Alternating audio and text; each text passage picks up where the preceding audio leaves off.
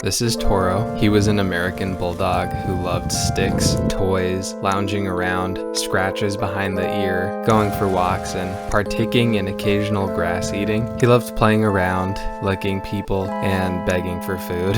He didn't really like swimming, sharing, or hot weather, but that's okay. A lot of people don't like those things either. Toro was one of the best boys to ever do it. He was a kind, gentle, funny, and loving dog, and he was the best dog I could have ever asked for, and I miss him. My family got Toro in spring of 2009 from a family that was on the outskirts of town. At that point, his name was Turbo, and he was around 6 months old. I just remember him being the friendliest little guy when we first saw him. He just walked right up to me and we started playing, and at that point I felt like he was ours already. His previous owners said he had a sensitive stomach, but that was fine. We took him anyways, and we ended up naming him Toro because he kind of looked like a cow. My mom ended up having to become his personal chef, and cooked him meals with easy to digest grains and chunks of meat and veggies because, well, his stomach was really sensitive, to put it politely.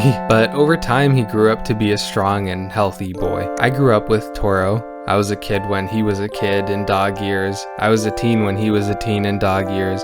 And finally, I became an adult when Toro reached his middle ages and dog years. Sometimes I felt like we kind of bonded over that. I like to think we treated each other with mutual respect because we both just got it, you know? Sometimes he felt more like a brother to me than a pet. He had these really understanding and empathetic eyes, and when times were tough and when there was no one else to turn to, Toro was there. Didn't matter what it was or what you were going through, he always had your back.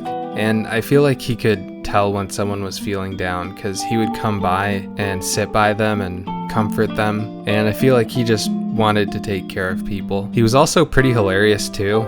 He loved playing fetch, only when he brought the ball back, he would start growling and wagging his tail and like daring you to try to take the ball back from him. But when you tried to, he would run away. Every day when I got home from school, he would just start sprinting around the house and crashing into furniture, and he'd even jump up and give me kisses. I was pretty grateful whenever he did that because I knew he didn't have to, but he did it anyways and I appreciated it. We went on a whole bunch of road trips together, and me and Toro would be sitting in the back seat, and I remember how he'd fall asleep on my lap when he got tired of sitting, and sometimes he even sat on me, which was pretty funny, but space was tight, so I never got mad at him for that. I guess I just really appreciated that when I was lonely or when there weren't very many people to talk to, Toro was there and we would just spend a lot of time together. In 2019, when Toro was 11, he got diagnosed with cancer and he ended up having to take a lot of medication. And for a while the medicine was helping, but unfortunately around a year later he was in pretty rough shape. He was barely eating, barely drinking, and barely walking, and we could tell he was in a lot of pain. I remember we took him to the vet that day. Right there, we made the decision. I held on to his paw until the very end, and I gave him a big hug right when he went to sleep for the last time. And I still miss him a lot. I miss him.